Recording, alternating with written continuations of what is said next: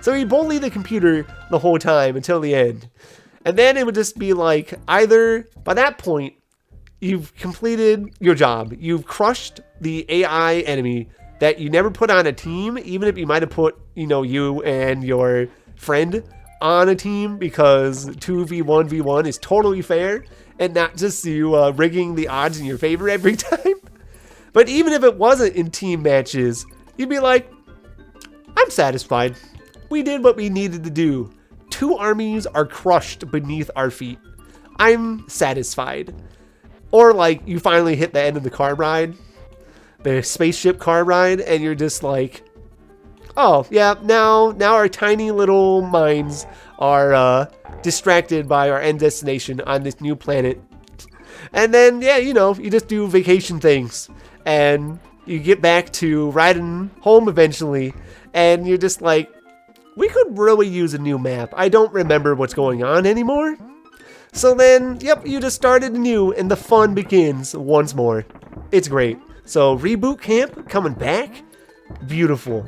I was afraid it was just gonna, wow, Rambi launched me with that. I had forward momentum. Oops. But Reboot Camp coming back from the dead is great. Even though it's a little further out than I would have hoped, I was kind of hoping they were going to shadow drop it and just be like, bam, digital out now and physical out on like Friday. Just everyone's prepared for it. Let's go. I have no idea where any of those nuts were going. I just saw them throwing like a madman and nothing was landing. Like, either way, it's good that Reboot Camp is going to be around. I cannot wait to like spend not enough time, oops, in the campaign and just spend it doing the free map stuff and just goofing around there, especially edit map. Give me a level editor. Oh my gosh. I am a level editor fiend. I'm pretty sure I jumped. I didn't. It's alright. We can keep going at this. There's no fear of game over here. I love level editors. We got to bring that up. I'm no good at them. I have no patience to apparently make like large enough amount of levels to be credited as a game maker. But anytime you put them in front of my face, you're just like, this game has a game maker. Like the literal example being Super Mario Maker. And I was like, oh, I love it. I melt. It's a way to talk straight to my heart. I just like knowing I have the ability to make a bunch of oddball things I might never touch again or only half complete. Because it's just a lot of fun knowing the possibilities there. You tell me I have the potential to be the special someday, and I believe you. I'll be like, yes, that's going to be me. I'm going to be the guy everybody looks for new Mario levels. And then I never finish them. The dreams always fall short, especially as a kid. You're just like, give me this like block of clay, and it's going to be a half-shaped fish, and it's going to be like the basic fish shape, where it's just basically like a triangle, like for fins attached to like a center circle.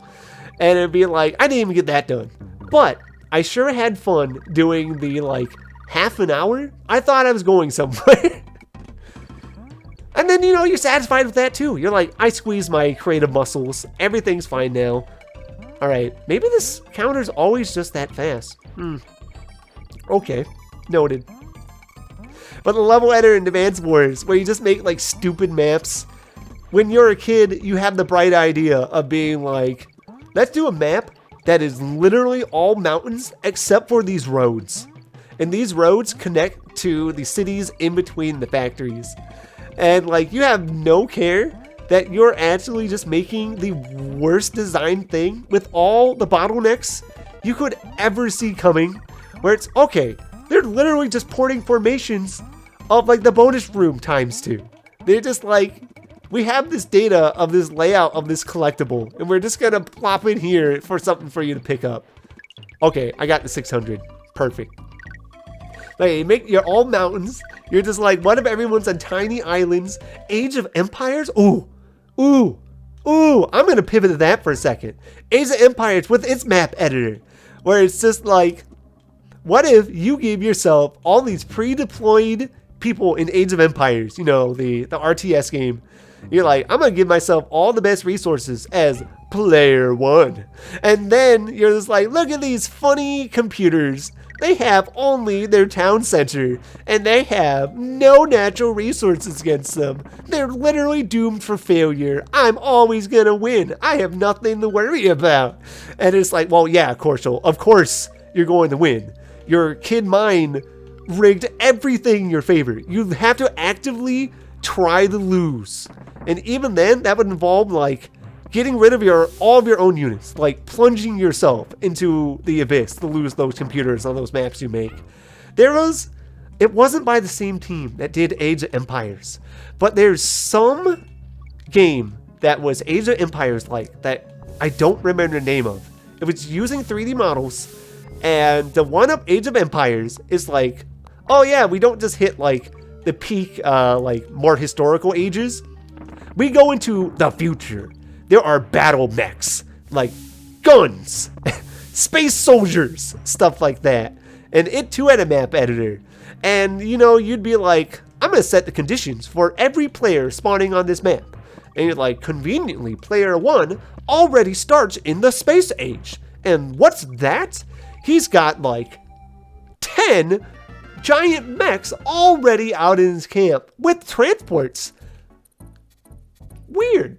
And then you look across the islands, you're like, look at all those silly Stone Age computer opponents there. It sure would be a shame if something that hopelessly outguns them rolls up into their island and just starts lighting them up. You sure worked hard for that one, didn't you, kiddo? And Kid Corshel was patting himself on the back like, I'm a genius. I'm so good at doing all this. Like, I'm pretty sure there was a part of me that just enjoyed knowing I held the power of God over lines of code in a video game. Because you just had that where you're just like, there's no way. Oh my gosh, it should have been Diddy. I would have been faster. But it's like, there's no way I can lose. And it's a funny hee-hee if I can just flex on things that I gave no way of doing anything. Oh boy, it follows me in a couple other places, but we came here to chit chat about Nintendo Direct. Those other stories are for another time.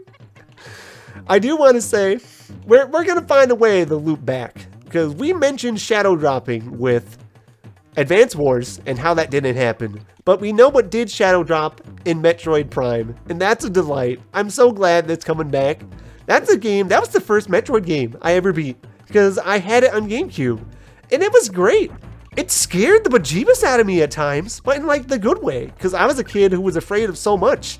The Metroids in that game, they attach to your face and everything, so you're going through this stage, and there's this like spooky ambience music as I get sniped by a good old nut. Holy crap, that is fast. But there's this spooky music, and then suddenly you just get attacked by this thing that just clouded your entire vision, and you hear its slurp noise. It's just like, and your shield noise is going crazy, and you're like, ah! And you just like have to realize you need the panic just flex to the morph ball in order to like morph bomb it off of you. And whoo, oh man, nightmare fuel in the best way. But all right, I was like too scared to do things as a kid during the N64 days. If you're about to get like chomped and eaten by something like Paper Mario, Tubba Blubba, and Ocarina of Time, like Jabu Jabu, never. I was like, I had to be just into the double digits or like 9 by the time I was playing some of this, or maybe younger. And it's just like, nope, no way, I'm not doing this. Get me help. Somebody beat this. Thankfully, the N64 was the days where, well, thankfully, was the days where my family bought nothing. We discovered the magic of renting things back when video game and movie rentals was a business that was alive and well before the digital age murdered all of it. So you pick up these N64 cartridges and you're just like, it's the lottery. You go up to it, right? And you remember this part you absolutely didn't like. So in my case, I just think about the fact I'm going inside this big whale. It's Jabu Jabu. And I was like, ugh, I'm doing literally none of this. I would rather literally not play this game than try to do this. Too scared. If I don't have backup, if older bro ain't around, never touching it ever again. This run's dead. But you'd want to rent it again because you realize as a kid that save files would be different because, you know, obviously people rent them before and after you. So you just have this moment where you're like, all right, Zelda Ocarina of Time? No, not right now. But if you wait, because my family would rent things weekly, which, you know, sounds absurd. They could easily have just bought us games with the money they were spending on renting at the end of the day. But, you know, it let me try a bunch of things.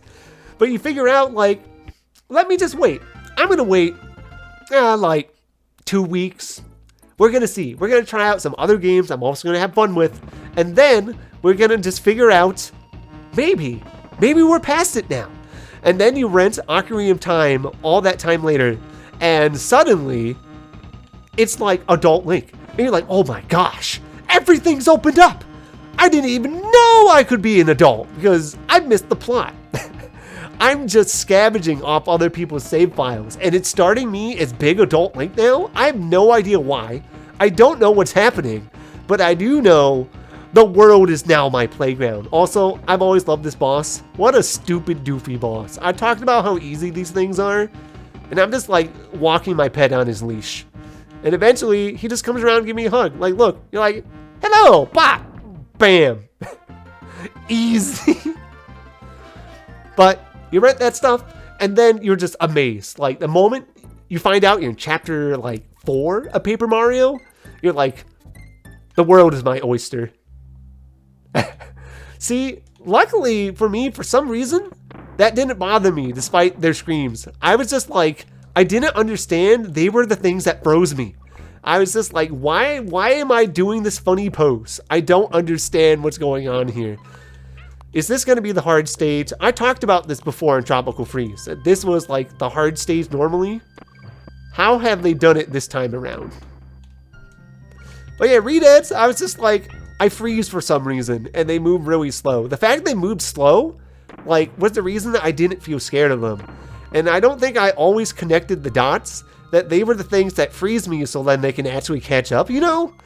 So I'm just like, oh, there's this funny slow thing that I can stab enough. And when you get the Song of the Sun and they freeze in place, you're like, look at these guys. They freeze the sunlight.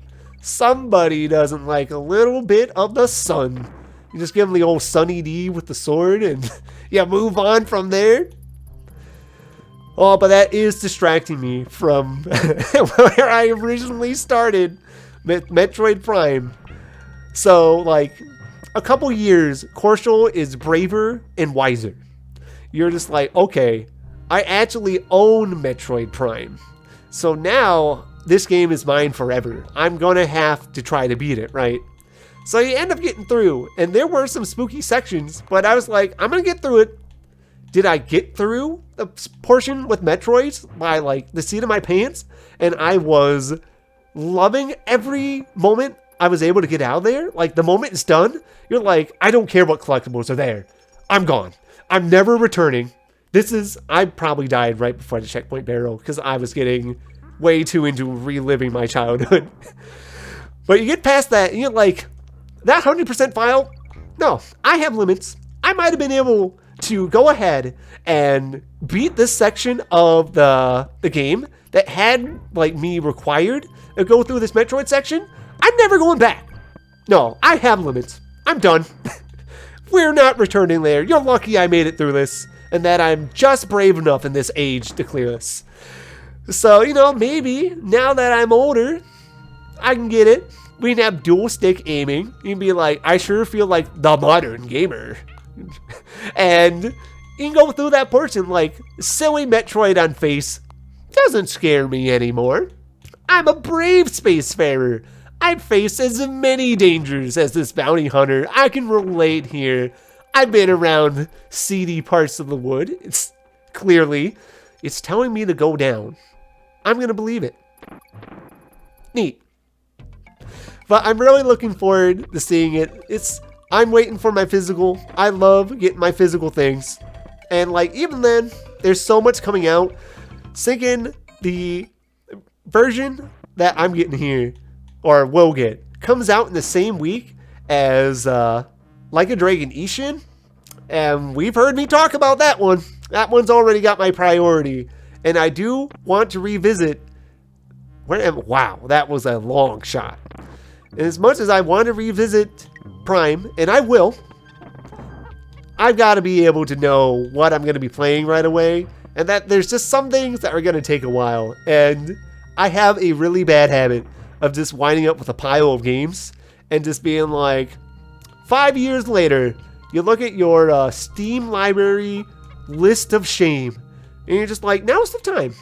Now I'm going to play this game I bought on sale 5 years ago. And then sometimes you just look, and you're just like, I barely remember getting this thing. And it's just like a $1 tag on to the things you were actually buying that day on Steam. It just happened to also be on your wish list that you kind of put there like arbitrarily a long time ago because you're like, maybe that's interesting. And then you see it's $1. I can't believe I missed that. But that's me. So Prime's going to be waiting a little bit. I do want to play it again. Now the internet is abuzz, wondering if the other two will come through. And I never beat the other two. I am very bad. We were talking about being spooked a little by things during my GameCube days. And 2 definitely gets a little literally darker. It's all about light and dark. So there's a lot of really dark, confusing places to go in. I remember getting lost in Metroid Prime 2. It's just like, I got stuck somewhere. Like, I didn't know where to go. I might have been missing a power-up, or I just got a power-up, and I was too dumb to know where to backtrack. And I was just like, alright, I'm done. Metroid Prime 2 was one I rented for a bit, and I did wind up owning it, but I never really tried to complete it because I just kept feeling like I was going to be lost in spooky Darkland. And there's another thing that can get to me sometimes in games. Like, timers sometimes, when a game's on a hard timer, or the pseudo timer. And in Metroid Prime 2, it's that the spooky dark goop goop land is like bad for you. It's actively draining your health whenever you're in the spooky dark zone instead of like what's essentially little torches for you to have as like your little respite for a bit. So if I'm trying to like book it somewhere and I get lost and I don't know where I'm going and I don't know where the safe zones are, you just see your health bar slowly draining the whole time. It's like the floor is lava scenario. And it's just like, oh, now I'm getting very stressed. Everything's killing me. Literally, just existing is killing me. B, you and I are on some rough cycles. Holy crap. All right, am I slowly working it out? Okay. But you're like, everything's killing me. It's dark. I'm lost. I feel like I'm going to die every time. I'm a foolish gamer who just cannot get through the top of this. No falling.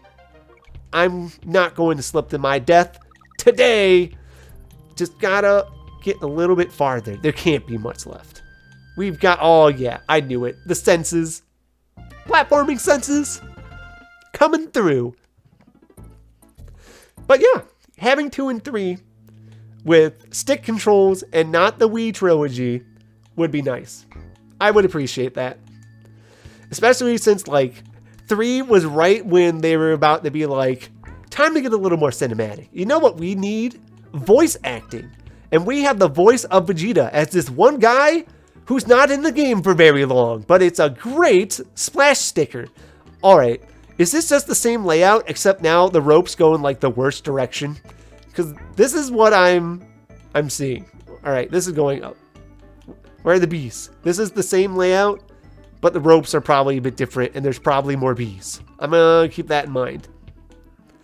But yeah, I also remember 3 kind of doing that, where it's just like, here's timers for stuff, and alright, timers are a Metroid thing.